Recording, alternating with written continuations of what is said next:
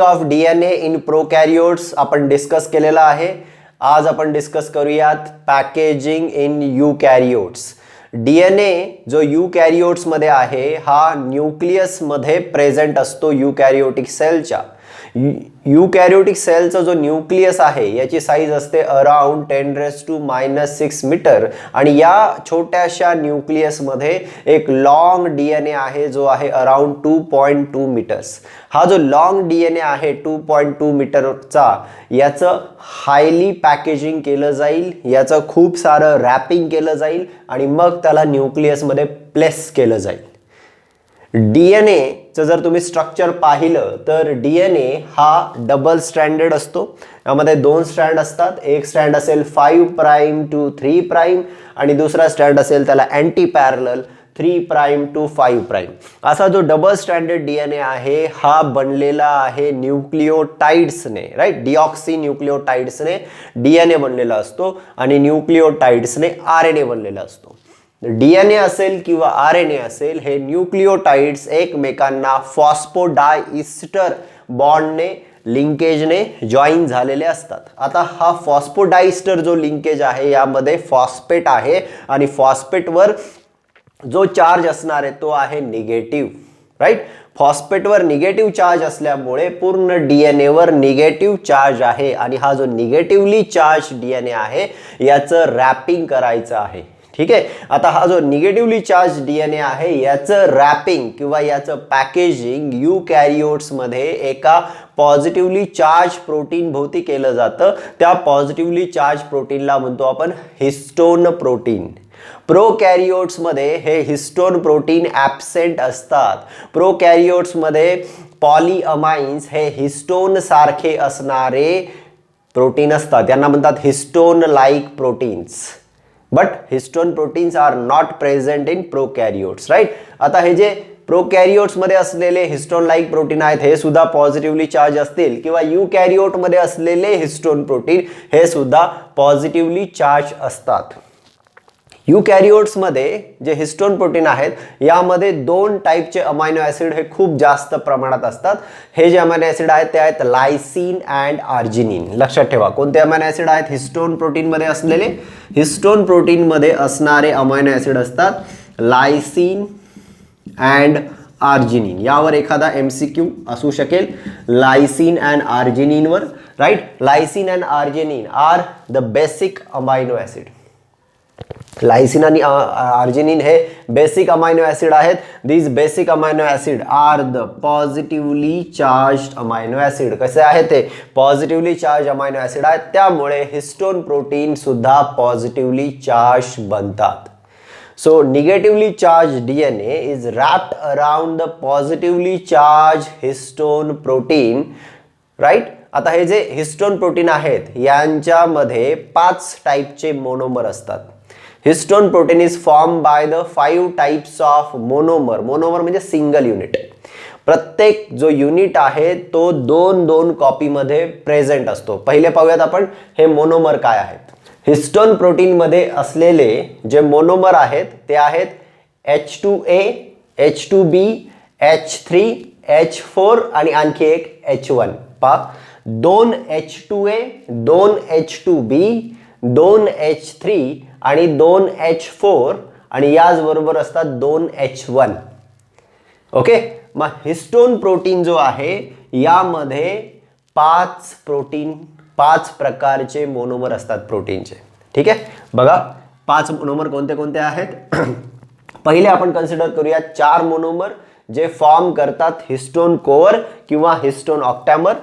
Histone protein जो आहे जो मेन हिस्टोन प्रोटीन आहे त्याच्यामध्ये 4 प्रकारचे मोनोमर प्रत्येकी 2-2 कॉपीमध्ये प्रेझेंट असतात. म्हणजे 4 × 2 किती 8. याला म्हणतात हिस्टोन ऑक्टॅमर. कसं बनेल हिस्टोन ऑक्टॅमर बघा. हिस्टोन ऑक्टॅमर बनणार आहे एक हा प्रोटीन आहे, एक मी काढेन H2B इथे, याच्या मागच्या बाजूला इकडे असेल H2A. ठीक आहे. मी याला वेगळ्या कलरमध्ये काढतो इथे H2A, H2A, H2A, H2B. ठीक आहे. इथे आहे H3, इथे आहे H4 H4. ठीक आहे. पुन्हा आता इथे H2B. ओके, याच्या मागच्या बाजूला इथे कोणता असेल हा H2A. इथे हा असेल H2A. ठीक आहे. त्यानंतर इथे पुन्हा H3 आणि इकडनं मी थोडंसं असं दाखवतो, हा असेल H4. बघा किती प्रोटीन आले. 2 झाले H2B, 2 झाले H2A, 2 झाले H3, 2 झाले H4, 2 H2A, 2 H2B, 2 H3, 2 H4. हे मिळून फॉर्म करतात 8 मोनोमरचा एक हिस्टोन ऑक्टॅमर. काय बनवतात? एक हिस्टोन ऑक्टॅमर. आणि हा जो हिस्टोन ऑक्टॅमर आहे पॉझिटिव्हली चार्जड आहे, कारण यावर आहेत अमायनो ऍसिड. कशाने बनलाय अमायनो ऍसिड? लायसिन आणि आर्जिनिन. लायसिन आणि arginine are the basic amino acid. त्यामुळे हा जो हिस्टोन बनलेला आहे, हा जो हिस्टोनचा ऑक्टॅमर बनलेला आहे, यावर पॉझिटिव्ह चार्ज आहे. ठीक आहे. आता पाहूयात आपण डीएनए जो आहे तो या पॉझिटिव्हली चार्ज हिस्टोन ऑक्टॅमर भोवती रॅप झालेला असतो. डीएनए या पॉझिटिव्हली चार्ज ऑक्टॅमर भोवती कसा रॅप झालेला असेल पहा इकडे. हा आहे डीएनए, डबल स्टँडर्ड डीएनए. आपण असं दाखवूयात, हा रॅप झाला इथे. हा सपोज इकडनं आलाय पुढून, आपण असा काढूयात. ठीक आहे. आणि मग हा रॅप होऊन पुन्हा बाहेर पडलाय असा. ठीक आहे. बघा आता इथे डीएनए हा या पॉझिटिव्हली चार्ज हिस्टोन ऑक्टॅमर भोवती असा रॅप झालेला तुम्हाला दिसतोय.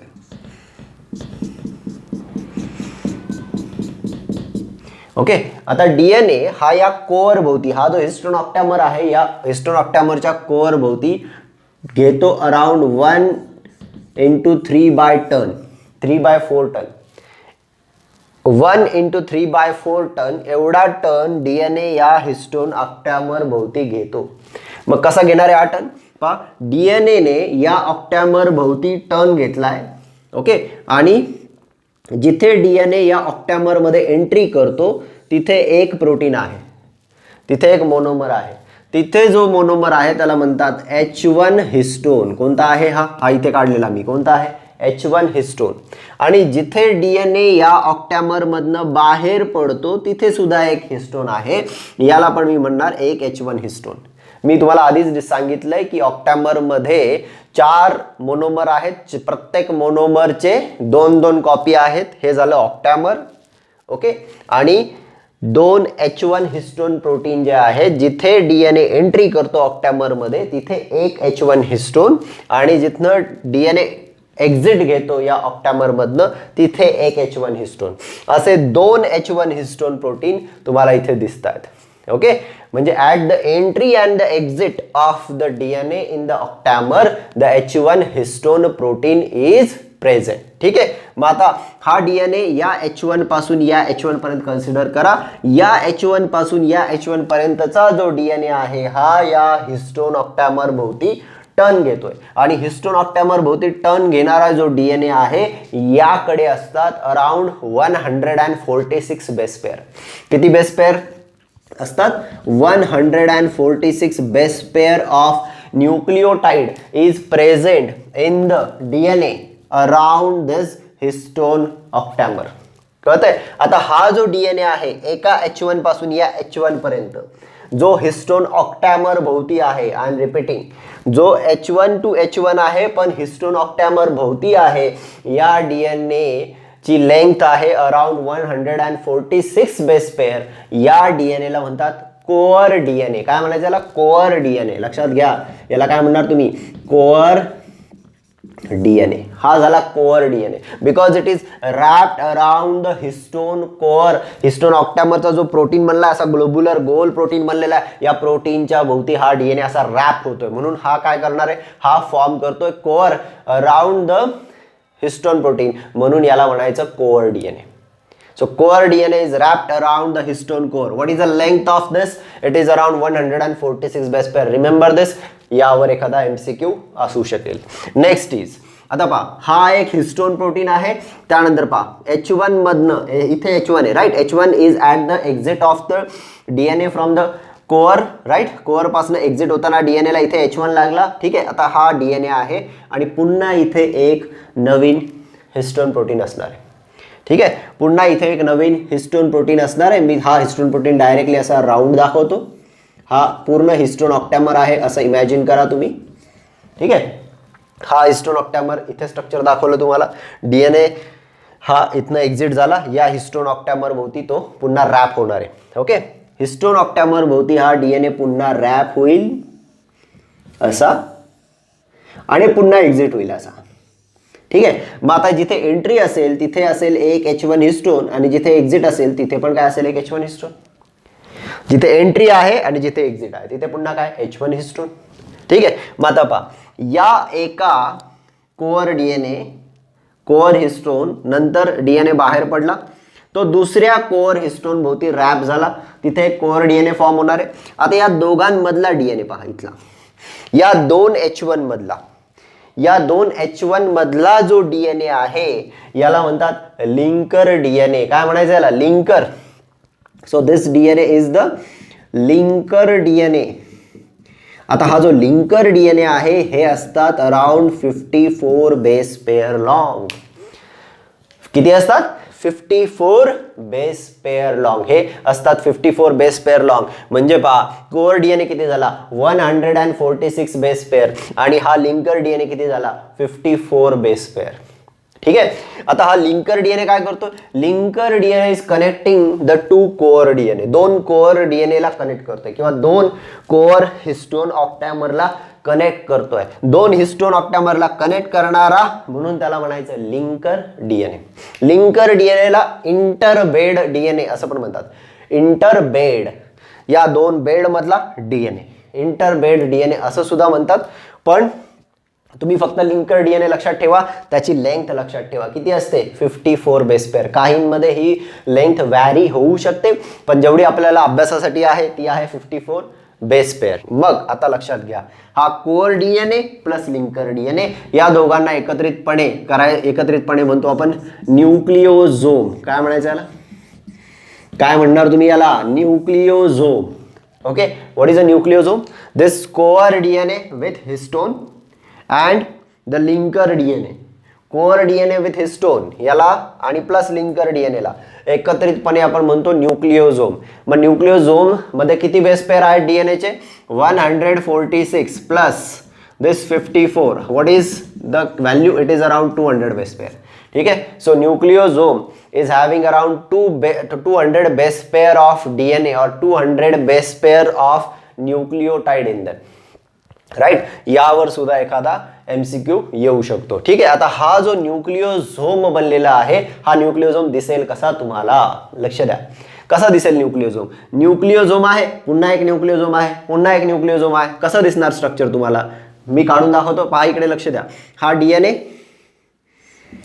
आहे. ठीक आहे, डीएनए झाला आणि मग इथे काय असणार, हिस्टोन प्रोटीन. गोल दिसतंय तुम्हाला, हा हिस्टोन प्रोटीन आहे. डीएनए आला, मग हिस्टोन प्रोटीन आला, पुन्हा डीएनए, हा लिंकर डीएनए, पुन्हा हिस्टोन प्रोटीन, पुन्हा डीएनए, पुन्हा हिस्टोन प्रोटीन. ओके, या भोवती डीएनए रॅप होईल, पुन्हा डीएनए आणि पुन्हा हिस्टोन प्रोटीन, पुन्हा डीएनए रॅप होईल याच्या भोवती, पुन्हा डीएनए आणि पुन्हा हिस्टोन प्रोटीन. ओके, मग असं स्ट्रक्चर फॉर्म होईल. बघा स्ट्रक्चर कसं दिसतंय तुम्हाला, linker DNA histone, linker DNA histone, linker DNA histone, linker DNA histone, linker DNA histone. आता हा जो बनला कसा दिसतोय, डीएनए म्हणजे स्ट्रिंग आहे असं कन्सिडर करा, डीएनए म्हणजे दोरा आहे असं कन्सिडर करा आणि हे हिस्टोन म्हणजे बीड्स आहेत असं कन्सिडर करा. बीड्स म्हणजे मोती, स्ट्रिंग म्हणजे दोरा. सो आता हे जे स्ट्रक्चर दिसतं तुम्हाला, हे स्ट्रक्चर कसं दिसतं, it appears like beads on string. कसं दिसतं, बीड्स ऑन स्ट्रिंग. तर हा जो स्ट्रक्चर दिसतो यामध्ये हा न्यूक्लिओझोम आहे, एक कोअर डीएनए आणि एक लिंकर डीएनए, याला तुम्ही न्यूक्लिओझोम म्हणा. न्यूक्लिओझोम, परत न्यूक्लिओझोम, पुन्हा न्यूक्लिओझोम, पुन्हा न्यूक्लिओझोम, पुन्हा न्यूक्लिओझोम, असं स्ट्रक्चर मिळतं या स्ट्रक्चरला म्हणतो आपण beads on string model, right. आता हे जे बीड्स ऑन स्ट्रिंग आहेत म्हणजे मोत्यांच्या माळेसारखं एक स्ट्रक्चर फॉर्म झालं, या स्ट्रक्चरलाच आपण म्हणतो क्रोमॅटिन. आठवत असेल तुम्हाला व्हॉट इज क्रोमॅटिन? न्यूक्लियसच्या आतमध्ये जे काही डीएनए असतो किंवा क्रोमोझोम असतो तो रॅप फॉर्ममध्ये नसतो. इंटरफेजमध्ये जर तुम्ही न्यूक्लियस पाहिलं, इंटरफेज म्हणजे अशी फेज असते की सेल नुकतीच एखादी सेल फॉर्म झाली की त्यानंतर सेल ज्या फेजमध्ये जाते त्या फेजला म्हणतो आपण इंटरफेज किंवा त्याला प्रिपरेटरी फेज पण असं सुद्धा म्हणतात. जर इंटरफेजमध्ये तुम्ही न्यूक्लियसला पाहिलं, इंटरफेजमध्ये जर तुम्ही न्यूक्लियसला पाहिलं तर तुम्हाला न्यूक्लियसमध्ये खूप सारा असा डिकंडेन्स फॉर्म मध्ये, अनरॅप फॉर्म मध्ये डीएनए दिसतो. हा जो अनरॅप फॉर्म मधला डीएनए आहे यालाच म्हणतो आपण क्रोमॅटिन नेटवर्क. काय म्हणतो याला? Chromatin network. हा केव्हा दिसेल तुम्हाला इंटरफेज मध्ये? ज्या वेळेस तुम्ही त्या न्यूक्लियसला स्टेन कराल, कलर द्याल. कोणता स्टेनिंग करतात? फेउलजेन स्टेनिंग करतात. कोणतं? FEULGEN. फेउलजेन स्टेनिंग करायचं न्यूक्लियसला. फेउलजेन स्टेनिंग केल्यानंतर त्यामध्ये जे डीएनए असेल तो in the form of the chromatin network आपल्याला दिसतो. म्हणजे कोणत्या फॉर्म मध्ये असतो? तो या फॉर्म मध्ये असतो, बीड्स ऑन स्ट्रिंग. ओके. आता हा जो बीड्स ऑन स्ट्रिंग आहे याचा डायमीटर किती असेल? हा जो स्ट्रक्चर बनला ना न्यूक्लिओझोम, हा जो न्यूक्लिओझोम बनला ना याचा डायमीटर असतो 10 ते 11 नॅनोमीटर. किती असतो? 10 ते 11 नॅनोमीटर. डीएनएचा काय डायमीटर असतो? बघा इकडे, मी इथे डीएनए काढलाय. हा डीएनए आहे. डीएनएचा जर तुम्ही डायमीटर पाहिला तर तो असतो 20 एंगस्ट्रॉम युनिट. 20 एंगस्ट्रॉम म्हणजे किती? 2 नॅनोमीटर. 20 एंगस्ट्रॉम म्हणजे किती रे? 2 नॅनोमीटर. म्हणजे डीएनए नुसता थ्रेड आपण कन्सिडर केला, डबल स्टँडर्ड थ्रेड, तर तो आहे 2 नॅनोमीटर वाला फायबर. बरोबर का नाही? हा 2 नॅनोमीटर वाला फायबर रॅप झाला कोणत्या? हिस्टोन प्रोटीन भोवती. हिस्टोन प्रोटीन भोवती रॅप झाला की कसा बनला? हा बनला 11 नॅनोमीटर वाला फायबर. याला 10 किंवा 11 नॅनोमीटर वाला फायबर असं म्हणतो. म्हणजे हा बीड्स ऑन स्ट्रिंग काय आहे? हा बीड्स ऑन स्ट्रिंग आहे. त्यामध्ये आहे न्यूक्लिओझोम वाला फायबर आणि न्यूक्लिओझोमचा जर डायमीटर आपण बघितला तर तो आहे 10 ते 11 नॅनोमीटर. म्हणून इथे मी लिहिलंय पहा, 11 nanometre fibre is form here. काय म्हणला हा? 11 nanometre fibre is form and this 11 nanometre fibre is the beads on string. काय आहे हा? Beads on string. ठीक आहे. आता हा जो बीड्स ऑन स्ट्रिंग आहे हा फर्दर रॅप झाला तर, फर्दर रॅप झाला म्हणजे बघा इथे linker DNA, histone protein, linker DNA, histone protein, linker DNA, histone protein असं आहे. मग आता जर यातले 6 न्यूक्लिओझोम एकत्रित आले, 6 न्यूक्लिओझोम एकत्रित आले, पहा इथे मी काढलंय, इथे पाहून घ्या. इथे एक न्यूक्लिओझोम, पुन्हा linker DNA, nucleosome, linker DNA, nucleosome, linker DNA, nucleosome, linker DNA, असं 6 न्यूक्लिओझोम्स एकत्रित आले. 6 न्यूक्लिओझोम्स आर रॅप्ड आणि त्यांनी एक टर्न घेतला. ठीक आहे. त्यावर मग दुसरे 6 आले, त्यांनी एक टर्न घेतला. त्यानंतर दुसरे 6 आले, त्यांनी एक टर्न घेतला. त्यानंतर दुसरे 6 आले, त्यांनी टर्न घेतला. म्हणजे काय? एका टर्न मध्ये म्हणजे असे गोल गोल गोल गोल फॉर्म होत जाणार. एका टर्न मध्ये किती? 6 न्यूक्लिओझोम. पुन्हा याच्यावर दुसरा टर्न, 6 न्यूक्लिओझोम. पुन्हा याच्यावर तिसरा टर्न, 6 न्यूक्लिओझोम. पुन्हा एक टर्न, 6 न्यूक्लिओझोम. म्हणजे कसं बनणार आहे structure? Like the telephone wire. बरोबर का नाही? कसं बनणार? टेलिफोन वायर सारखं बनणार. कसं बनणार? टेलिफोन वायर सारखं. इकडे पहा सर्वांनी, एक टर्न घेतला 6 न्यूक्लिओटाइड्स, 6 न्यूक्लिओझोमचा.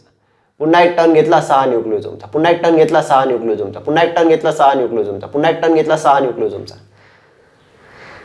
ठीक आहे. आणि मग 6 न्यूक्लिओझोम तुम्ही इमॅजिन करा. हे ऍक्च्युअली स्ट्रक्चर तुम्हाला असं दिसेल. एकामध्ये 6 न्यूक्लिओझोम, पुन्हा असं टर्न 6 न्यूक्लिओझोम, पुन्हा असा टर्न 6 न्यूक्लिओझोम, पुन्हा असा टर्न 6 न्यूक्लिओझोम, पुन्हा असा टर्न 6 न्यूक्लिओझोम, पुन्हा असा टर्न 6 न्यूक्लिओझोम. म्हणजे हे स्ट्रक्चर जे असेल हे एखाद्या टेलिफोनच्या स्प्रिंग सारखं, टेलिफोनच्या वायर सारखं दिसतं आणि याला म्हणायचं 30 नॅनोमीटर फायबर. 30 नॅनोमीटर फायबरला म्हणायचं सोलेनॉइड. काय म्हणायचं याला? सोलेनॉइड. काय म्हणणार याला? Solenoid fibre. इथपर्यंतच तुमच्या बुकमध्ये आहे. एवढंच आहे तुमच्या बुकमध्ये जे सीईटी साठी विचारलं जाईल. 30 nanometre fibre, solenoid fibre, appears like a telephone wire ring. Right. आता या टेलिफोन वायरचं आणखी फर्दर कंडेन्सेशन झालं तर, वायरला आणखी गुंडाळलं तर काय होईल? वायरला आणखी गुंडाळलं तर तुम्हाला दिसेल हा फायबर ज्याला म्हणतात 300 नॅनोमीटर फायबर. कोणता fibre? 300 nanometre fibre. 300 nanometre fibre मध्ये तुम्ही आता हे पहा, हे असं दिसतंय तुम्हाला, हे 300 नॅनोमीटर फायबर आहे. यामध्ये मी तुम्हाला काढून दाखवतो. या आहेत टेलिफोनच्या रिंग. ओके. या टेलिफोनच्या रिंग यामध्ये रॅप झाल्या आणि यामध्ये रॅप झाल्यानंतर हा वाला जो फायबर बनला याला बोलायचं तुम्ही 300 नॅनोमीटर फायबर. ठीक आहे. आता हा 300 नॅनोमीटर फायबर, यामध्ये बघा ही अशी वायर सारखी स्ट्रक्चर, जाड स्ट्रक्चर फॉर्म झाले. आता या 300 नॅनोमीटरचं आणखी रॅपिंग करायचं, आणखी रॅपिंग होणार यांचं. आणखी रॅपिंग झालं की बनणार 700 नॅनोमीटर फायबर, ज्याला म्हणतात क्रोमॅटिड. काय म्हणायचं त्याला? क्रोमॅटिड. क्रोमॅटिड काय असतं? क्रोमॅटिडने क्रोमोझोम बनतो, बरोबर का नाही? क्रोमॅटिडने क्रोमोझोम बनतो. मग हे काय? हे क्रोमॅटिड आहे, बरोबर. हा एक क्रोमॅटिड आहे. आणि असं क्रोमॅटिड हे हे हे जे दिसतात तुम्हाला, हे क्रोमॅटिड आहेत. हे क्रोमॅटिड यामध्ये दिसतात तुम्हाला, ठीक आहे. हे क्रोमॅटिड आहेत 700 नॅनोमीटर वाले फायबर. 700 नॅनोमीटर वाले फायबर एकत्रित आले, रॅप झाले आणि यांच्यापासून बनला क्रोमोझोम. ही एक आहे, हा एक क्रोमोझोम दिसतोय तुम्हाला आणि हा या क्रोमोझोमचा आणखी एक कॉपी दिसते तुम्हाला, आहे की नाही? आणि या दोघांना काय म्हटलं होतं आपण? Sister chromatid. काय बनले हे? Sister chromatid. एकावरनं दुसरी कॉपी बनली, बरोबर का नाही? रेप्लिकेशन झालं आणि कॉपी बनली. डीएनए रेप्लिकेशनने कॉपी बनतात. इथे बनला सिस्टर क्रोमॅटिड. काय बनलं? Sister chromatid. सिस्टर क्रोमॅटिड बनले म्हणजे किती क्रोमोझोम आहेत? 2 क्रोमोझोम आहेत. हा एक क्रोमोझोम, हा एक क्रोमोझोम, कॉपी ऑफ क्रोमोझोम. आता हा जो क्रोमोझोम आहे ना, याला म्हणायचं 1400 नॅनोमीटर फायबर. काय म्हणायचं याला? 1400 नॅनोमीटर फायबर. म्हणजे बघा, लक्षात घ्या, जो 2.2 मीटर्स लॉंग डीएनए आहे, हा 2.2 मीटर्स लॉंग डीएनए छोट्या छोट्या क्रोमोझोम्समध्ये डिवाइड झाला. त्या क्रोमोझोमची साईज किती आहे? क्रोमोझोमची साईज आहे 1400 नॅनोमीटर. 1400 नॅनोमीटर एवढी छोटीशी साईज आहे या क्रोमोझोमची. आणि प्रत्येक ऑर्गॅनिझममध्ये मग असे क्रोमोझोम जे असतील, हे क्रोमोझोम काय रिप्रेझेंट करतात? एक क्रोमोझोम म्हणजे डीएनएचा एक तुकडा. म्हणजे जर आपल्याकडे 46 क्रोमोझोम असतील तर 46 क्रोमोझोम म्हणजे आपल्याकडे डीएनएचे 46 तुकडे आहेत आणि ते तुकडे रॅप फॉर्म मध्ये ठेवलेले आहेत, बरोबर की नाही? ओके, तर हे आहे पॅकेजिंग ऑफ डीएनए इन यूकॅरियोट्स. मग यूकॅरियोट मध्ये पहिला जर तुम्ही डीएनएला कन्सिडर केलं तर 2 नॅनोमीटर वाला डीएनए आहे. 2 नॅनोमीटर वाला डीएनए रॅप झाला हिस्टोन प्रोटीनच्या भोवती. हिस्टोन म्हणजे हिस्टोन प्रोटीन जे असतात याच्यामध्ये 5 मोनोमर असतात. 5 मोनोमरच्या प्रत्येकी 2 कॉपी आहेत. काय काय आहेत? H2A, H2B, H3, H4 आणि H1, प्रत्येकाच्या 2-2 कॉपीज. ठीक आहे. यापैकी H1 सोडून बाकीचे सर्व काय बनवतात? ऑक्टॅमर. ठीक आहे, ऑक्टॅमर बनणार. ऑक्टॅमरच्या भोवती असलेला डीएनए अराउंड 146 बेस पेअर वाला आहे. त्यानंतर 2 H1च्या मध्ये असलेला लिंकर डीएनए 54 बेस पेअर वाला आहे. हा कोअर डीएनए आणि लिंकर डीएनए दोघांना मिळून आपण म्हणणार न्यूक्लिओझोम. असे न्यूक्लिओझोम एकमेकांना जॉईन होतील. जॉईन झाले की बिड्स ऑन स्ट्रिंग वाला स्ट्रक्चर दिसेल. हा जो बिड्स ऑन स्ट्रिंग वाला आहे याच्यामध्ये जो न्यूक्लिओझोम आहे याचा डायमीटर असतो अराउंड 10 to 11 नॅनोमीटर, म्हणून याला म्हणायचं 11 nanometre fibre beads on string वाला. मग असे जर 6 न्यूक्लिओझोम टर्न घ्यायला लागले एकमेकांभोवती तर हे 6 एकत्रित येतील एका टर्न मध्ये आणि मग हे बनवतील याचा जो डायमीटर असेल तो असेल 30 नॅनोमीटर, म्हणून याला म्हणायचं 30 नॅनोमीटर फायबर. आता हा 30 नॅनोमीटर फायबर कसा? एका टन मध्ये 6, पुन्हा एका टन मध्ये 6, पुन्हा एका टन मध्ये 6, पुन्हा एका टन मध्ये 6, पुन्हा एका टन मध्ये 6, पुन्हा एका टन मध्ये 6. मग हे दिसतील तुम्हाला टेलिफोनच्या वायर सारखे. यांना म्हणायचं सोलेनॉइड फायबर. मग आता हे पुन्हा रॅप झाले की बनणार 300 नॅनोमीटर फायबर. 300 नॅनोमीटर फायबर आणखी रॅप झाला की बनणार क्रोमॅटिड, 700 नॅनोमीटर वाला फायबर. आणि क्रोमॅटिड रॅप होऊन बनणार क्रोमोझोम. क्रोमोझोम आहे अराउंड 1400 नॅनोमीटर वाला फायबर. ठीक आहे. मग आता जर न्यूक्लियस मध्ये आपण ड्युरिंग द इंटरफेस स्टेनिंग केलं, न्यूक्लियसला आपण ड्युरिंग द इंटरफेस स्टेनिंग केलं आणि स्टेनिंग केल्यानंतर ऑब्झर्व केलं तर तुम्हाला इंटरफेस मध्ये असा काही क्रोमोझोम दिसणार नाही. हे सुद्धा दिसणार नाही, हे सुद्धा दिसणार नाही. इंटरफेस मध्ये तुम्हाला दिसेल या फॉर्म मध्ये. ठीक आहे, या फॉर्म मध्ये डीएनए दिसेल, बिड्स ऑन स्ट्रिंग फॉर्म मध्ये दिसेल. यालाच म्हणतो आपण क्रोमॅटिन. हा जो क्रोमॅटिन दिसणार आहे, या क्रोमॅटिनला तुम्ही जेव्हा स्टेन करताय त्यावेळेस 2 रिजन दिसतात. स्टेनिंग म्हणजे कलर देणे. कलर दिल्यानंतर तुम्हाला 2 रिजन दिसतील. असा एक रिजन दिसेल जिथे डीएनए खूप जास्त असा रॅप झालेला आहे, खूप जास्त रॅपिंग झालं डीएनएचं. ठीक आहे. आणि दुसरा रिजन दिसेल जिथे डीएनएचं रॅपिंग कमी झालेलं आहे. हे कशावरून ओळखणार? कशावरून ओळखणार? डीएनएचा असा रिजन जिथे खूप जास्त रॅपिंग झालेला आहे तिथे डार्क कलर बसेल. तिथे कलर काय होतो? डार्क डार्क कलर दिसेल तिथे. डार्क कलर दिसेल म्हणजे the region of the chromatin that appears dark or that is darkly stained, असा एक रिजन दिसेल. या रिजनला म्हणतो आपण हेटेरोक्रोमॅटिन. काय म्हणणार याला? हेटेरोक्रोमॅटिन. यावर एखादा MCQ येऊ शकतो, एखादा क्वेश्चन यावर इझिली विचारला जातो. ठीक आहे. तो heterochromatin is the region that is darkly stained. Okay. आणि मग दुसरा लूजली स्टेन्ड किंवा लाईटली स्टेन्ड रिजन दिसतो. जो लाईटली स्टेन्ड रिजन दिसतो त्याला म्हणायचं युक्रोमॅटिन. ठीक आहे. दोन रिजन दिसले तुम्हाला क्रोमॅटिन मध्ये. क्रोमॅटिन काय? बिट्स ऑन स्ट्रिंग वाला मॉडेल आहे, इंटरफेस मध्ये तो दिसतो. याला जर तुम्ही स्टेन केलं तर डार्कली स्टेन रिजन दिसेल, त्याला म्हणायचं हेटेरोक्रोमॅटिन. जो लाईटली स्टेन रिजन दिसेल तो असेल euchromatin. What is the difference between them? Eu म्हणजे ट्रू, हा आहे true chromatin. Heterochromatin is not the true chromatin. What is the meaning of true chromatin? Cell ज्यावेळेस इंटरफेस मध्ये असते ती प्रिपेअर करत असते डिव्हिजनसाठी, बरोबर. सेल जर डिव्हिजनसाठी प्रिपेअर करत असेल तर ती G1 फेज दाखवेल, S फेज दाखवेल, G2 फेज दाखवेल. G1 फेज मध्ये RNA आणि प्रोटीन तयार करेल. S फेज मध्ये डीएनएचं रेप्लिकेशन करेल, सिंथेसिस फेज आहे, डीएनएचं रेप्लिकेशन करेल. आणि G2 फेज मध्ये पुन्हा प्रोटीन आणि एन्झाईम बनवेल that is required for the karyokinesis and cytokinesis, म्हणजे सेल डिव्हिजनसाठी. म्हणजे काय होतं? याचा अर्थ असा की इंटरफेज मध्ये G1 phase, S phase, G2 phase असतात आणि G1, S आणि G2 फेज मध्ये सेल प्रिपेअर करते प्रोटीन तयार करते, एन्झाईम तयार करते म्हणजे प्रोटीन तयार करते, बरोबर. डीएनएचं रेप्लिकेशन करते. आणि मग वेगवेगळ्या ज्या प्रोसेसेस आहेत त्याच्यासाठी एन्झाईम पाहिजेत, प्रोटीन पाहिजेत. आणि जर एन्झाईम पाहिजेत, प्रोटीन पाहिजेत तर प्रोसेस करावी लागेल ट्रान्सक्रिप्शन. ट्रान्सक्रिप्शन नंतर ट्रान्सलेशन होणार आहे, बरोबर. पण ट्रान्सक्रिप्शन जर करायचं असेल तर डीएनए जो असेल त्याला अनरॅप करावं लागेल. अनरॅप करावं लागेल म्हणजे डीएनए असा जो पॅक फॉर्म मध्ये असेल त्याला बाहेर काढावं लागेल. आणि डीएनएला बाहेर काढून त्या डीएनए वरनं mRNA बनवावं लागेल, म्हणजे ट्रान्सक्रिप्शन करावं लागेल. मग असं ट्रान्सक्रिप्शन ज्या एरियामध्ये खूप जास्त प्रमाणात होतं त्याला म्हणायचं युक्रोमॅटिन.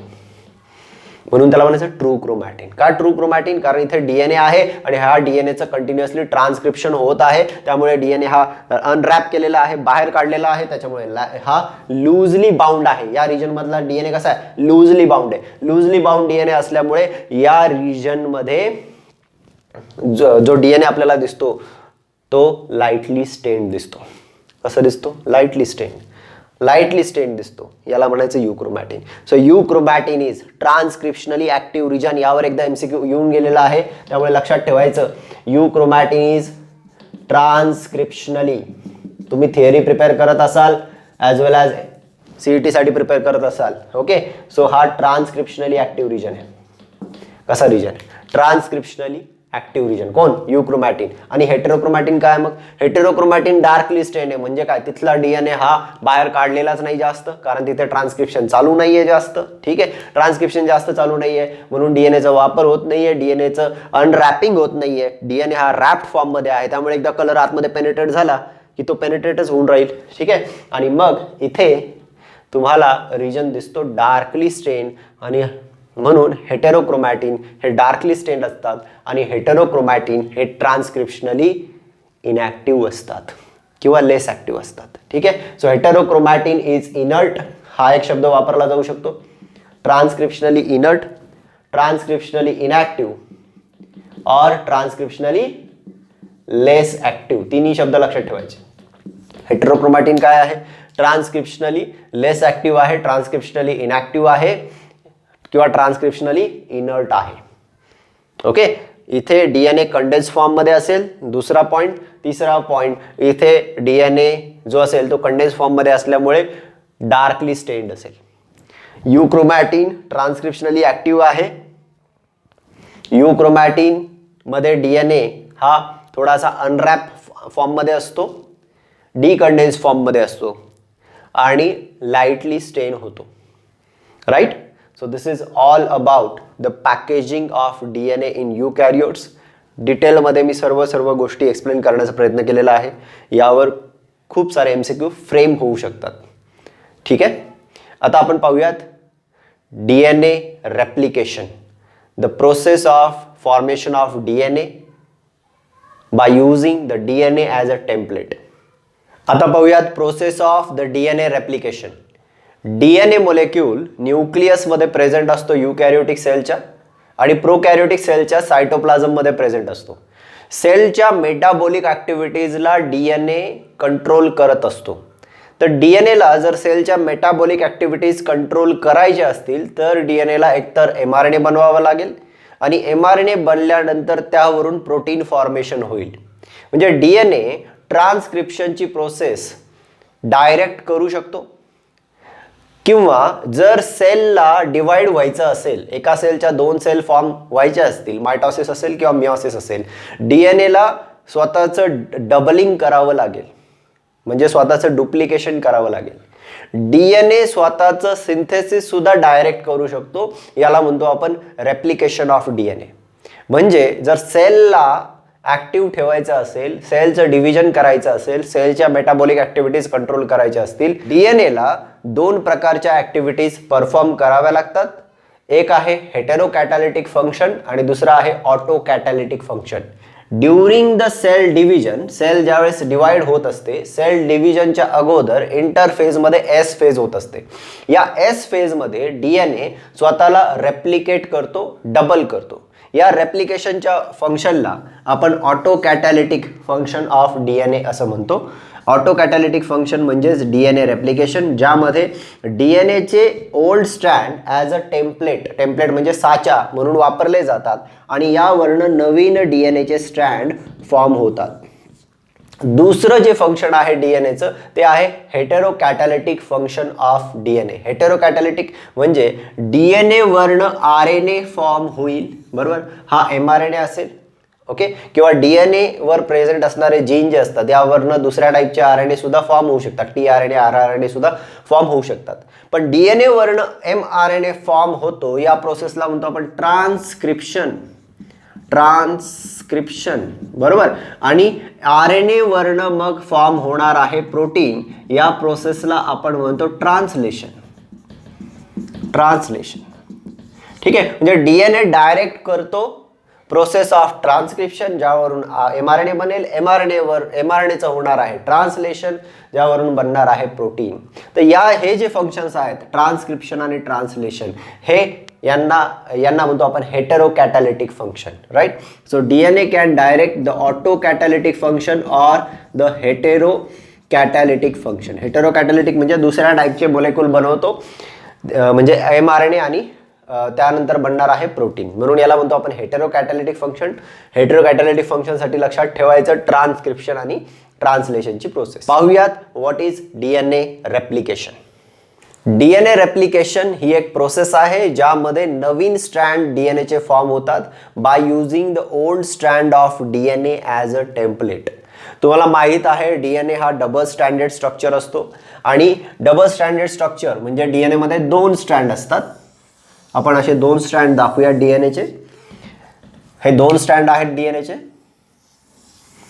एक स्ट्रँड जर 5 प्राइम टू 3 प्राइम असा असेल तर त्याचा अपोजिट जो स्ट्रँड असेल तो त्याला अँटी पॅरलल असेल म्हणजे 3 प्राइम टू 5 प्राइम असेल.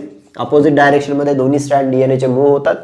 युकॅरियोटमध्ये डीएनए हा लिनियर असतो आणि या लिनियर डीएनए मध्ये ज्यावेळेस रेप्लिकेशन होणार आहे, रेप्लिकेशन डीएनएच्या वेगवेगळ्या भागांमध्ये होतं. रेप्लिकेशन डीएनएच्या वेगवेगळ्या भागांमध्ये होतं. ज्या पॉइंटपासनं डीएनएचं रेप्लिकेशन स्टार्ट होतं त्याला म्हणतात ओरिजिन ऑफ रेप्लिकेशन. लक्षात घ्या, ज्या पॉइंटपासून डीएनएचं रेप्लिकेशन स्टार्ट होतं. फॉर एक्झाम्पल, जर या पॉइंटपासनं डीएनएचं रेप्लिकेशन स्टार्ट होणार असेल तर याला म्हणतो आपण origin of replication. Origin of replication. Origin of रेप्लिकेशनला ओरिसी असं सुद्धा म्हणतात, ओरिसी साइट असं सुद्धा म्हणतात. आता हे जे ओरिजिन ऑफ रेप्लिकेशन असतात हे मल्टिपल असतात युकॅरियोटिक डीएनए मध्ये आणि मल्टिपल ओरिजिन ऑफ रेप्लिकेशन असल्यामुळे एकाच वेळी भरपूर ठिकाणी रेप्लिकेशन स्टार्ट होतं युकॅरियोटिक सेलमध्ये, बरोबर. पण जर प्रोकॅरियोटिक सेल असेल तर प्रोकॅरियोटिक सेलमध्ये एकाच ठिकाणी रेप्लिकेशन स्टार्ट होतं. स्मॉल डीएनए आहे प्रोकॅरियोट्सचा ॲज कम्पेअर टू द युकॅरियोट, बरोबर. म्हणून प्रोकॅरियोट्समध्ये एकाच ठिकाणी ओरिजिन ऑफ रेप्लिकेशन जनरली असतं आणि त्या ओरिजिन ऑफ रेप्लिकेशन पासून डीएनएचं रेप्लिकेशन होत जातं. परंतु युकॅरियोटमध्ये मल्टिपल ओरिजिन ऑफ रेप्लिकेशन असतात, जिथनं रेप्लिकेशन स्टार्ट होतं. फॉर एक्झाम्पल या पॉईंटमध्ये एक ओरिजिन ऑफ रेप्लिकेशन आहे आणि सपोज दुसरं ओरिजिन ऑफ रेप्लिकेशन इथे आहे असं कन्सिडर करा. ठीक आहे. जर ओरिजिन ऑफ रेप्लिकेशन इथे एक असेल आणि खूप डिस्टन्स नंतर इथे एक असेल तर या पॉइंट पासून या पॉइंट पर्यंत आपण याला म्हणू रेप्लिकॉन. काय म्हणणार याला? रेप्लिकॉन. रेप्लिकॉन म्हणजे असा सेगमेंट डीएनएचा ज्या भागामध्ये रेप्लिकेशन होणार आहे, ज्या भागामध्ये डीएनएच्या रेप्लिकेशन होतं ओरिजिन ऑफ रेप्लिकेशन पासून जिथपर्यंत ते रेप्लिकेशन होणार आहे, एंड होणार आहे त्याचा, अशा भागाला आपण म्हणणार काय? Replicon. What is this word? Replicon. Replicon is the segment of the DNA in which the replication occur. असे मल्टिपल रेप्लिकॉन आपल्याला युकॅरियोटिक सेलमध्ये दिसतात. Y? Because many origin of replications are present in the linear form of the eukaryotic DNA. हे जर तुम्हाला समजलं असेल तर जे ओरिजिन ऑफ रेप्लिकेशन असतं त्या ओरिजिन ऑफ रेप्लिकेशनला फर्स्ट कट केला जातो आणि तो जो कट करणारा एन्झाईम आहे त्या एन्झाईमला म्हणतात एंडोन्यूक्लिएज. काय म्हणणार त्याला? एंडोन्यूक्लिएज. एंडोन्यूक्लिएज हे असे एन्झाईम असतात जे डीएनएला आतमध्ये कट करू शकतात. Inside any specific sequence these endonuclease can cut the DNA strand. मग एंडोन्यूक्लियस काय करतील? एंडोन्यूक्लियस या एका स्ट्रँडला कट करतील डीएनएच्या. दोन स्ट्रँड आहेत, दोन स्ट्रँड पैकी एका स्ट्रँडला at the origin of replication cut करतील. ओरिजिन ऑफ रेप्लिकेशनच्या इथे एका स्ट्रँडला कट केला तर पहा हा जो स्टँड ज्याला कट केलेला आहे याला सेपरेट केलं जातं. याला असं पकडून इकडे आणलं जाईल. राईट. मग याला सेपरेट केलं जातं कारण डीएनए कसं आहे? वाउंड फॉर्ममध्ये आहे. मग या दोन्ही स्टँडला सेपरेट करायचं आहे. रेप्लिकेशन करायचं असेल तर दोन स्टँड सेपरेट करावे लागतील. सेपरेशनसाठी at the origin of replication endonuclease give a nick. काय देतो? निक जनरेट करतो. म्हणून फर्स्ट स्टेप असते डीएनए रेप्लिकेशनमध्ये निक जनरेट करणे. काय जनरेट करणे? नीक जनरेट करणे. नीक जनरेट होईल आणि नीक जनरेट झाला तर हा जो स्टँड असेल हा तुटेल. स्टँड तुटेल म्हणजे काय? त्याचा फॉस्फोडायस्टर बॉन्ड जो असेल तो हा एंडोन्यूक्लियस एन्झाईम ब्रेक करेल. त्यानंतर दुसरा एक एन्झाईम इथे येईल या ओरिजिन ऑफ रेप्लिकेशन पाशी आणि त्या एन्झाईमचं नाव आहे हेलिकेज. दुसऱ्या एन्झाईमचं नाव आहे helicase. First enzyme endonuclease will generate the nick in the strand of the DNA, right? Then helicase will separate these two strands of the DNA. Helicase काय करेल? ह्या स्टँडला पकडेल आणि या दोन्ही स्टँडला सेपरेट करेल. कसं करेल सेपरेट? हेलिकेज हा एक राऊंड प्रोटीन असतो, बांगडीसारखा गोल प्रोटीन असतो आणि हेलिकेज हा एक प्रकारचा एटीपीएज आहे. एटीपीएज म्हणजे एटीपीचा ॲज द एनर्जी सोर्स वापर करतो आणि हेलिकेज हा जिथे कट दिलेला आहे ना डीएनएला, सपोज इथे कट आहे डीएनएला, सपोज या साईडला इथे डीएनएला कट आहे, हा इथे कट आहे, तर हेलिकेज असा गोल प्रोटीन असेल बांगडीसारखा. हा प्रोटीन आतमध्ये जाईल इथे या जिथे कट दिला तिथून आतमध्ये जाईल आणि तिथून आतमध्ये गेल्यानंतर दोन्ही स्ट्रँडला सेपरेट करत करत करत करत करत पुढे जाणार आहे. दोन्ही स्टँडला सेपरेट करत पुढे जाणार आहे. म्हणजे तुम्ही जर पाहिलं डीएनएवर दोन स्टँड असतात. एका स्टँडवर जर ॲडेनिन असला तर अपोजिट स्टँडवर कोण असतो? थायमिन असतो. एका स्टँडवर जर गॉनिन असला तर अपोजिट स्टँडवर कोण असतो? सायटोसिन असतो. ॲडेनिन आणि थायमिनमध्ये 2 हायड्रोजन बॉन्ड असतात. गॉनिन आणि सायटोसिनमध्ये 3 हायड्रोजन बॉन्ड असतात. हेलिकेज काय करतो? ज्या एका स्टँडला कट दिलेला आहे तिथनं तो गोल आहे तो प्रोटीन, तो आतमध्ये एंट्री करेल त्या स्टँडमधनं आणि मग पुढे पुढे पुढे पुढे सरकत जाईल. असं या स्टँडमधनं एंट्री करेल, पुढे पुढे पुढे पुढे सरकत जाईल. जसा तो पुढे पुढे सरकेल ॲडेनिन थायमिन यांच्यामधला हायड्रोजन बॉन्ड, गॉनिन सायटोसिन यांच्यामधला हायड्रोजन बॉन्ड ब्रेक करत जाईल. कळतंय? आणि हायड्रोजन बॉन्ड जसे ब्रेक होत जातील तसे दोन्ही स्टँड डीएनएचे सेपरेट होत जातील. डीएनएचे 2 स्टँडला सेपरेट करतो हेलिकेज, म्हणून याला डीएनए अनवाइंडिंग प्रोटीन असं सुद्धा म्हणतात. म्हणून दुसरा एन्झाईम लक्षात ठेवायचा हेलिकेज. हेलिकेज म्हणजे कोण? हेलिकेज आहे DNA unwinding protein. DNA unwinding protein दोन्ही स्ट्रँडला म्हणजेच हेलिकेज दोन्ही स्ट्रँडला सेपरेट करेल आणि ज्यावेळेस दोन्ही स्ट्रँड हे सेपरेट होतील, दोन्ही स्ट्रँड ज्यावेळेस सेपरेट होतील त्यावेळेस तुम्हाला असं वाय शेप स्ट्रक्चर दिसायला लागेल. वाय शेप स्ट्रक्चर म्हणजे काय? हा सपोज हा वाउंड डीएनए आहे. वाउंड डीएनए म्हणजे गुंडाळलेला डीएनए आहे आणि इथनं डीएनएचं सेपरेशन स्टार्ट झालं होतं या पॉईंटपासून. डीएनएचं सेपरेशन स्टार्ट झालं होतं या पॉईंटपासून, तर मग हे दोन स्ट्रँड तुम्हाला असे सेपरेट झालेले दिसतील, बरोबर की नाही. म्हणजे हेलिकेजने या एका स्ट्रँडपासून एंट्री घेतली आणि तो पुढे पुढे सरकत गेला. तो जसं जसं पुढे सरकत जातोय दोन स्ट्रँडला तो सेपरेट करत चाललेला आहे. आता दोन स्ट्रँड जर सेपरेट होत चाललेले असतील तर इथे पहा या पॉईंटला तुम्हाला असं दिसेल, हा थोडासा वाय सारखा आकार दिसेल. हा एक स्टँड या डायरेक्शनमध्ये आणि एक स्टँड या डायरेक्शनमध्ये, असे दोन स्टँड तुम्हाला दिसतील आणि वाय शेप तुम्हाला आकार दिसेल इथे. हा जो उलटा वाय तुम्हाला दिसतोय, उलटा वाय जो तुम्हाला दिसतोय इथे तुम्हाला एक पॉईंट दिसतो, या पॉईंटला म्हणायचं रेप्लिकेशन फोर्क. काय म्हणायचं याला? Replication fork. ठीक आहे. What is the replication fork? when the two strands of the DNA are separated, helicase separates the two strands and a inverted Y-shaped structure appears, and this inverted Y-shaped structure have a point at its tip that is called as the replication fork. या पॉइंटला म्हणणार आपण replication fork. आता पहा helicase कसा काम करणार आहे. मी तुम्हाला सांगितलं इथे कट दिला डीएनएला, एका स्टँडला कट दिला. कोणी कट दिला? एंडोन्यूक्लियसने कट दिला. कटलाच आपण निक असं म्हणतो. तर एक जो हेलिकेज असेल तो या डायरेक्शनमध्ये एंट्री करेल, या डायरेक्शनमध्ये. दुसरा हेलिकेज तो या डायरेक्शनमध्ये एंट्री करेल. कळतंय तुम्हाला? हा स्टँड आहे डीएनएचा, इथे कट आहे, इथे कट दिल्यानंतर एक हेलिकेज या डायरेक्शनमध्ये एंट्री करेल आणि एक हेलिकेज या डायरेक्शनमध्ये एंट्री करेल. म्हणजे इथे एक स्टँड हा याच डायरेक्शनने अनवाउंड होणार आहे आणि एक स्टँड हा या डायरेक्शनने अनवाउंड होणार आहे. म्हणजे हा जो पूर्ण डीएनए आहे हा एक या डायरेक्शनने अनवाउंड होणार आहे आणि एक या डायरेक्शनने अनवाउंड होणार आहे. म्हणजे ज्या ठिकाणी निक दिलेला आहे म्हणजे ओरिजिन ऑफ रेप्लिकेशनमध्ये दोन्ही डायरेक्शनने डीएनएचं रेप्लिकेशन होणार आहे. डीएनएचं रेप्लिकेशन दोन्ही डायरेक्शनमध्ये होणार आहे. म्हणजे पहा एक स्टँड या डायरेक्शनमध्ये अनवाउंड होत गेला, दुसरा स्टँड या डायरेक्शनमध्ये अनवाउंड होईल आणि तो जर या डायरेक्शनमध्ये अनवाउंड झाला तर तुम्हाला असे स्टँड दिसतील. ठीक आहे. तुम्ही असं इमॅजिन करा, हा स्टँड इथे कट आहे, इथून पुढे वर गेला, हा स्टँड इथे कट आहे, इथून खाली आला. तर इथनं वर जाताना असं तुम्हाला रेप्लिकेशन फोर्क दिसेल, खाली जाताना असा रेप्लिकेशन फोर्क दिसेल. म्हणजे रेप्लिकेशन फोर्क असा दिसेल.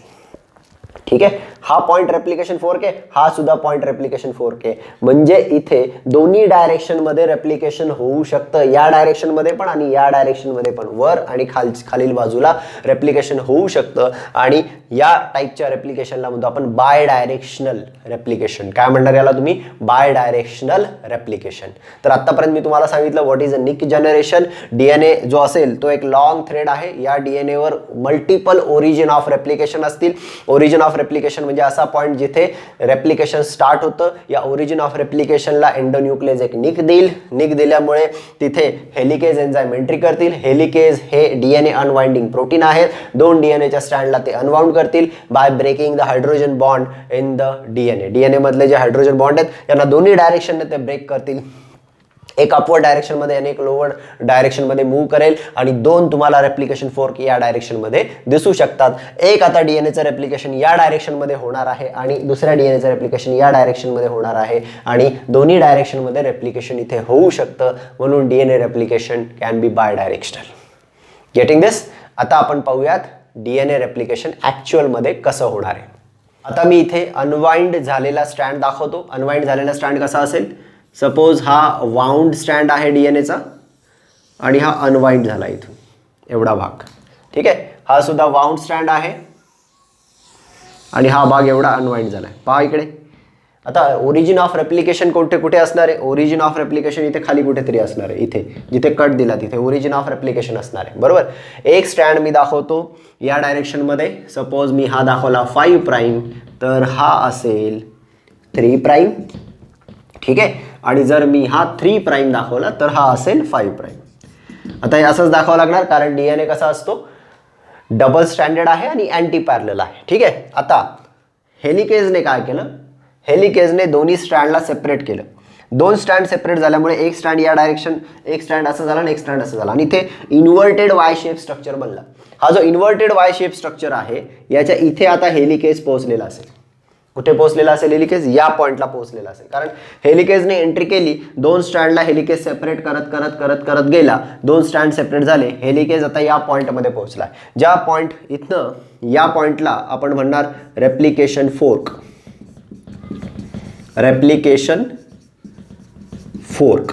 ठीक आहे, हा जो रेप्लिकेशन फोर्क आहे हा पुढे पुढे जात राहणार आहे. नेहमी लक्षात घ्या कसा जाणार आहे तो पुढे पुढे.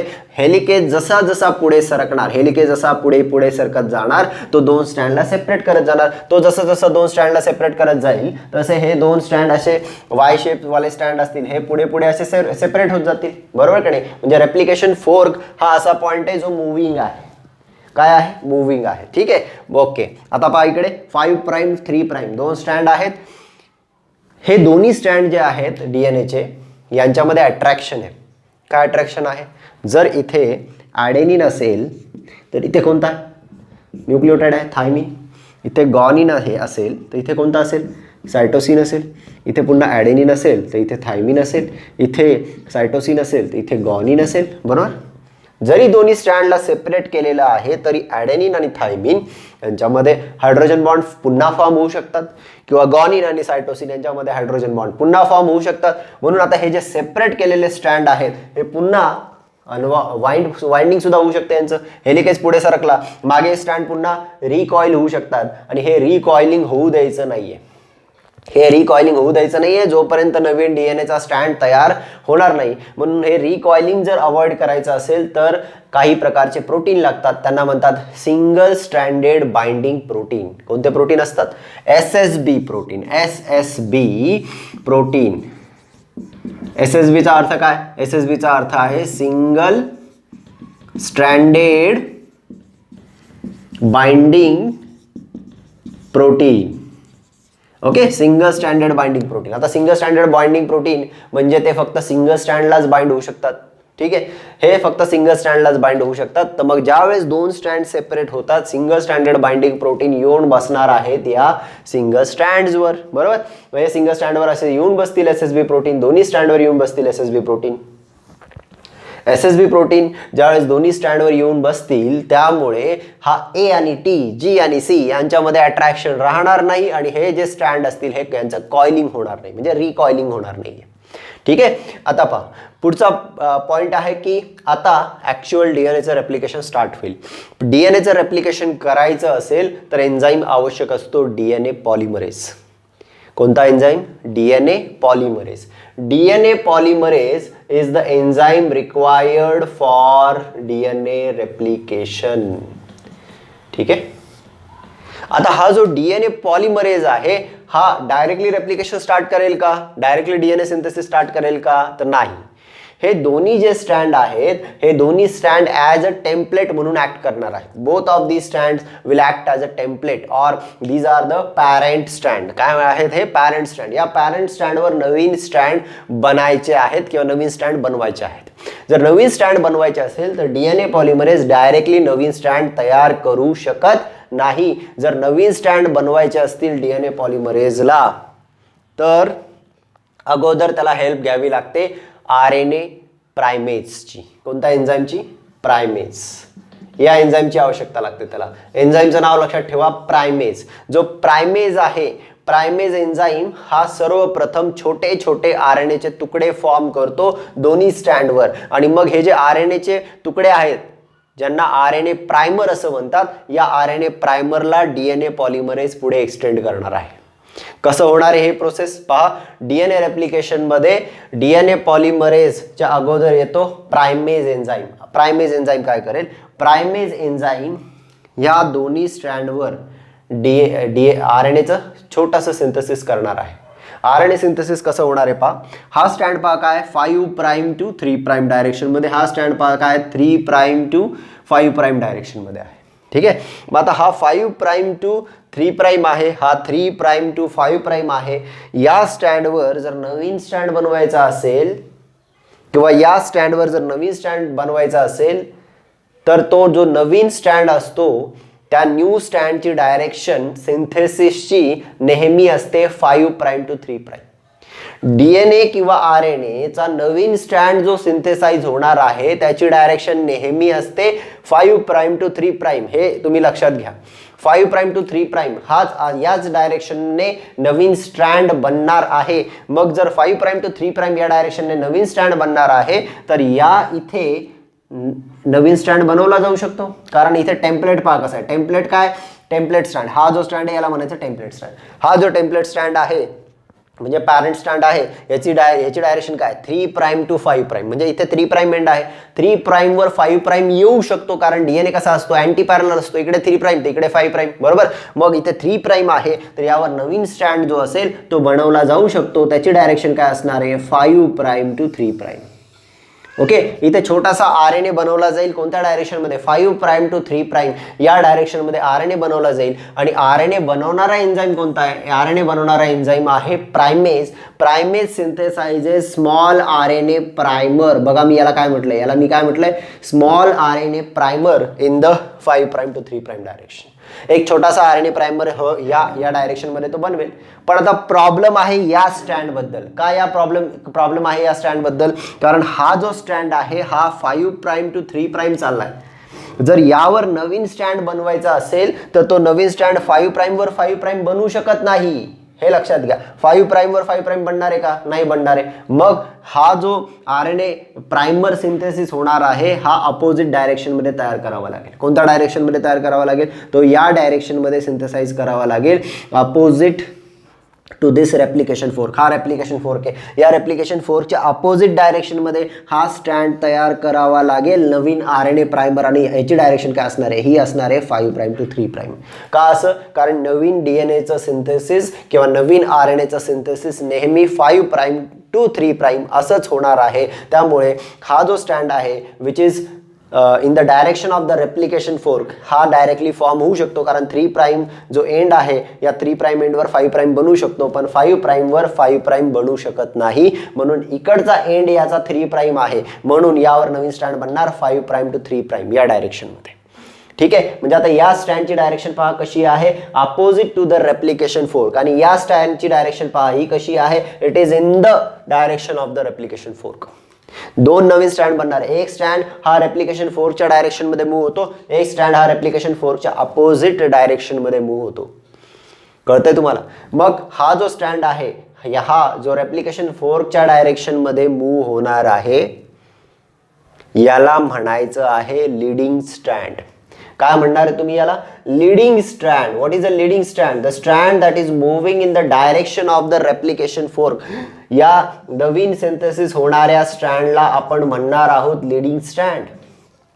ओके, लीडिंग म्हणजे हा रेप्लिकेशन फोर्कच्या डायरेक्शन मध्ये जाणारा स्टँड आहे. आणि जो त्याच्या अपोजिट स्टँड मध्ये, जो रेप्लिकेशन फोर्कच्या अपोजिट डायरेक्शन मध्ये जाणारा स्टँड आहे हा वाला स्टँड, याला आपण म्हणणार आहोत lagging strand. LAGGING, lagging strand.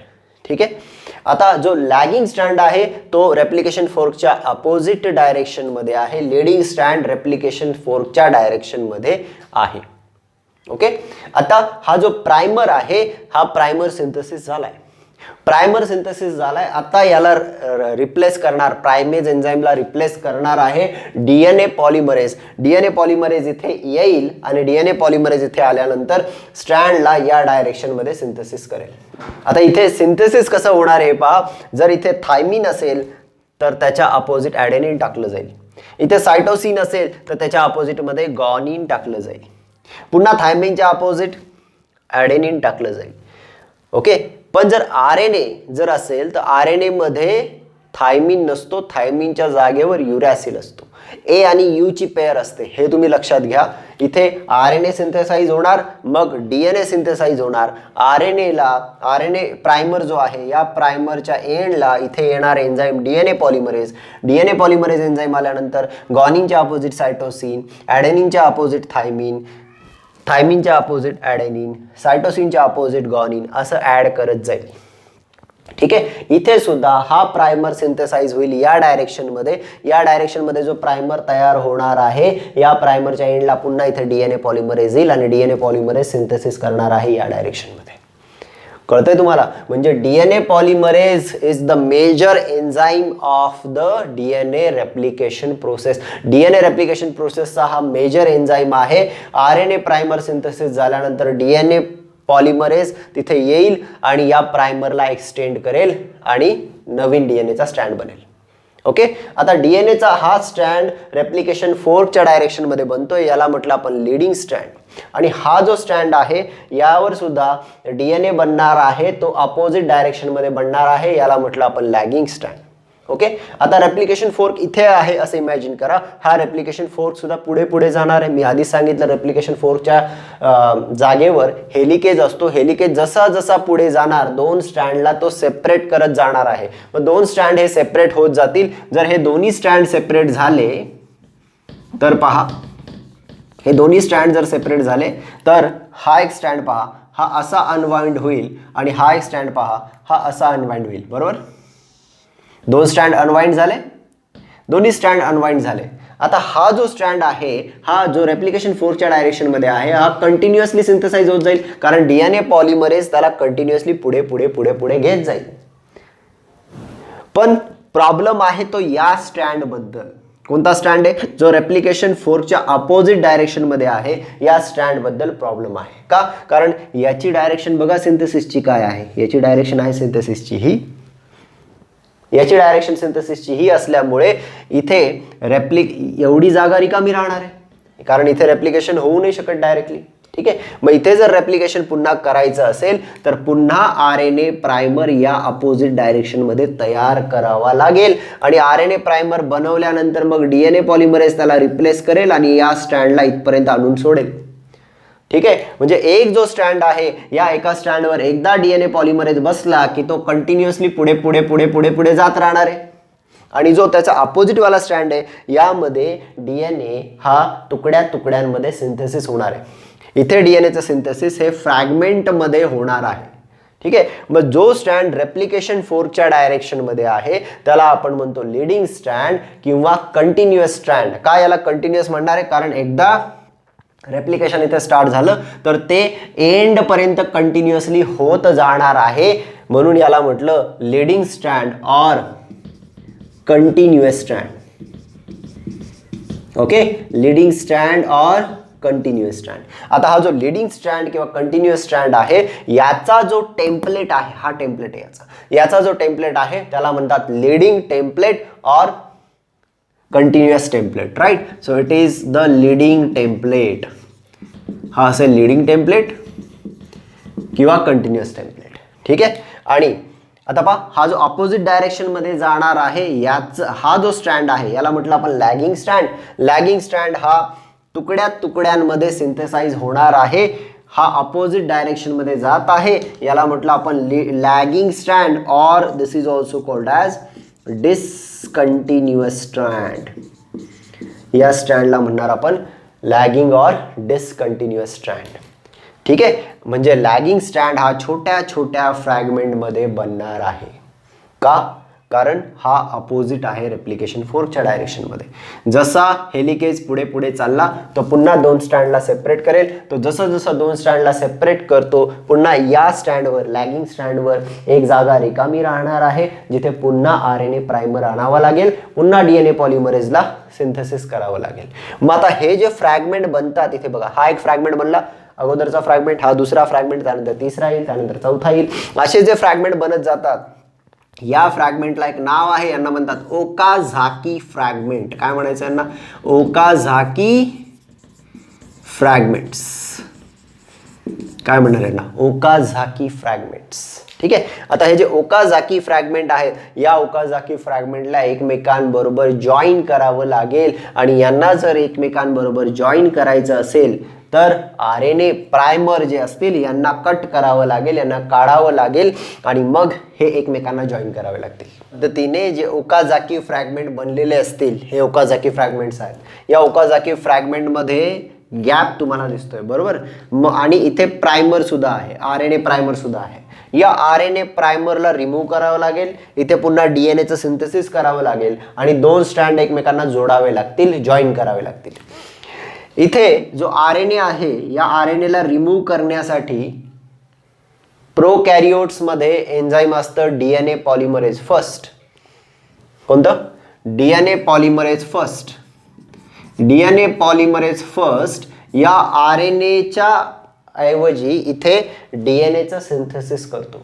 ही ऍक्टिव्हिटी डीएनए पॉलिमरेज फर्स्ट मध्ये जी आहे, जी आरएनएला रिमूव्ह करते आणि त्या ठिकाणी डीएनए बनवते, याला म्हणतात एक्झोन्यूक्लिएज ऍक्टिव्हिटी. काय म्हणतात त्याला? एक्झोन्यूक्लिएज ऍक्टिव्हिटी. या एक्झोन्यूक्लिएज ऍक्टिव्हिटीचा वापर करून डीएनए पॉलिमरेज फर्स्ट प्रोकॅरियोट्समध्ये इथे डीएनए बनवेल. ठीक आहे. आणि यानंतर आणखी एक एन्झाईम असतो, त्याचं नाव आहे लायगेज. लायगेज जो असेल हा या दोन्ही स्ट्रँडला जोडेल, जॉईन करेल. So ligase is the enzyme required for the joining of the two Okazaki fragments.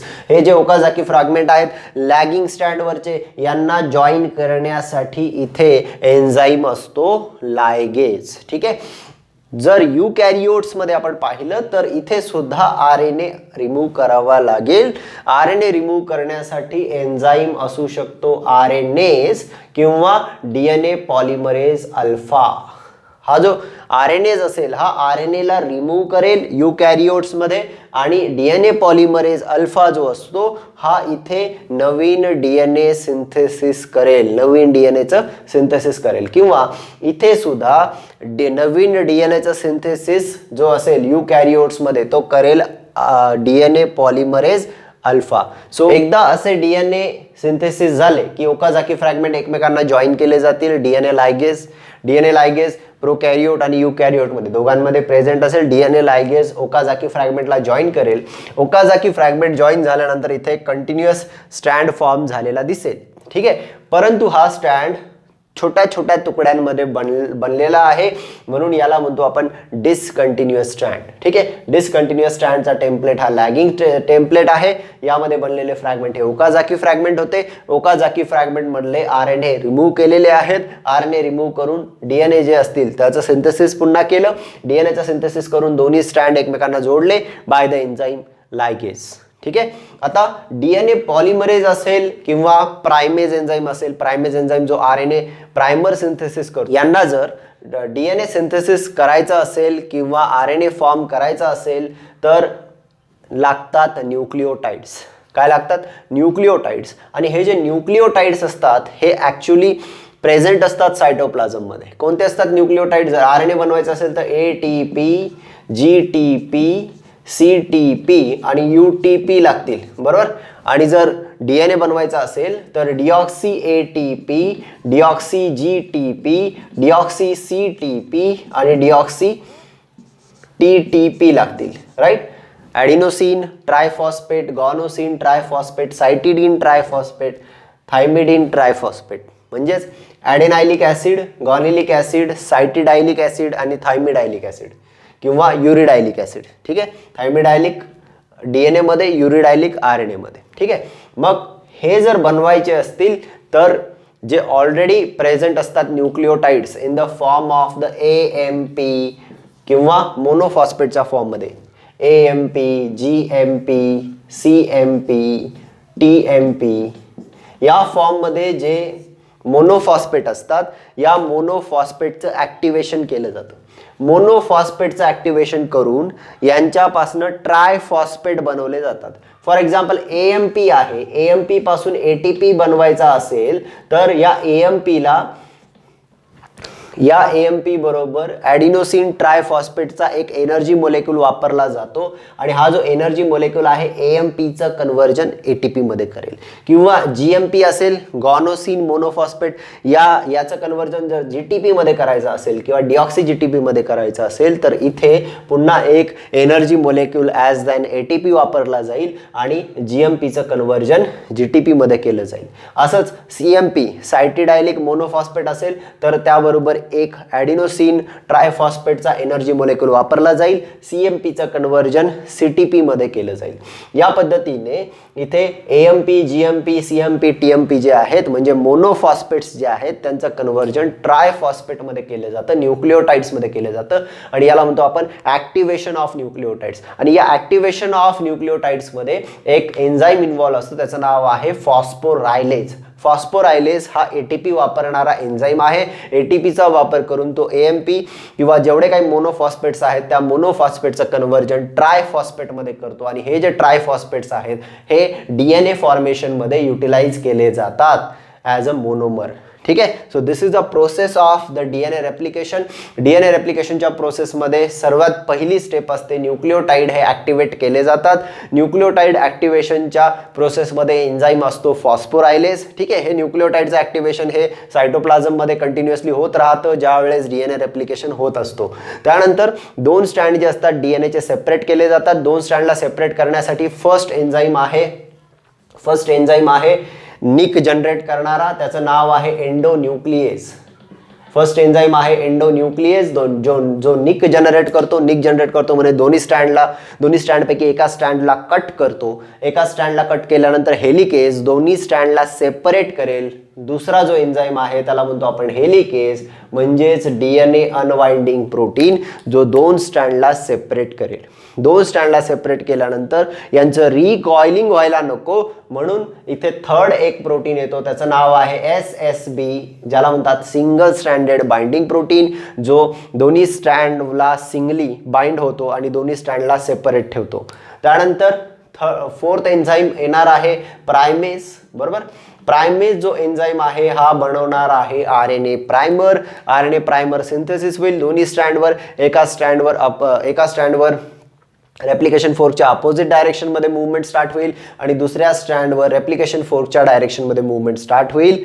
Okay. आणि प्रायमेज नंतर एन्झाईम येणार आहे डीएनए पॉलिमरेज. राईट. हा डीएनए पॉलिमरेज फर्स्ट असतो in case of the prokaryotes आणि डीएनए पॉलिमरेज अल्फा असतो in case of the eukaryotes. DNA polymerase न्यूक्लिओटाइड्सचा वापर करतील. आरएनएचा जो प्रायमर बनलेला आहे त्या प्रायमरला एक्सटेंड करतील. एक रेप्लिकेशन फोर्कच्या डायरेक्शनमध्ये जाईल, तो असेल कंटिन्युअस किंवा लीडिंग स्ट्रँड. दुसरा रेप्लिकेशन फोर्कच्या अपोजिट डायरेक्शनमध्ये जाईल, त्याला म्हणणार तुम्ही डिसकंटिन्युअस स्ट्रँड. डिसकंटिन्युअस स्ट्रँडलाच लॅगिंग स्ट्रँड म्हणतो.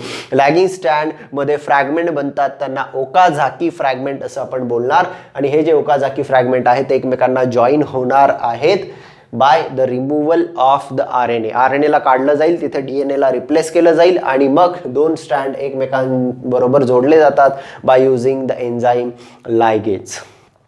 ओके. मग अशा पद्धतीने डीएनएचं रेप्लिकेशन होत जाईल. डीएनएचं रेप्लिकेशन होता finally DNA will reach at its end. त्याच्या एंडपर्यंत पोहोचेल. डीएनए ज्यावेळेस त्यांच्या एंडपर्यंत रेप्लिकेशन होऊन पोहोचणार आहे त्यावेळेस हा एक स्ट्रँड आणि त्यावर एक नवीन स्ट्रँड, हा एक स्ट्रँड आणि त्यावर एक नवीन स्ट्रँड बनणार आहे. ज्यावेळेस रेप्लिकेशन कंप्लीट होईल त्यावेळेस हा एक स्ट्रँड आणि हा एक स्ट्रँड, हे दोघेही टेम्पलेट असतील.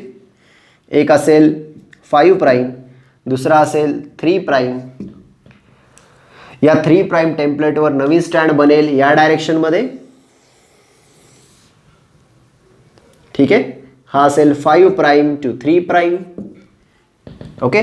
आणि हा जो टेम्पलेट आहे यावर नवीन स्ट्रँड या डायरेक्शनमध्ये बनणार आहे, तो असेल 5 प्राइम टू 3 प्राइम. ज्या वेळेस डीएनए रेप्लिकेशन कंप्लीट होईल, डीएनए रेप्लिकेशन कंप्लीट झाल्यानंतर ॲट द एंडला पोहोचल्यानंतर एक स्ट्रँड हा ओल्ड असेल, त्यावर नवीन एक स्टँड असेल. इथे सुद्धा एक स्टँड ओल्ड असेल, त्यावर एक न्यू स्टँड असेल. आणि एक स्टँड ओल्ड आणि एक स्टँड न्यू असं जे स्ट्रक्चर फॉर्म होतं याला म्हणतो आपण सेमी कॉन्झर्वेटिव्ह डीएनए रेप्लिकेशन. याला म्हणतो आपण semi conservative DNA replication. Semi conservative DNA replication म्हणजे असं रेप्लिकेशन ज्यामध्ये एक स्टँड ओल्ड असणार आहे जो पॅरेंट स्टँड होता, टेम्पलेट स्टँड होता, आणि त्यावर एक स्टँड न्यू बनणार आहे. ओके.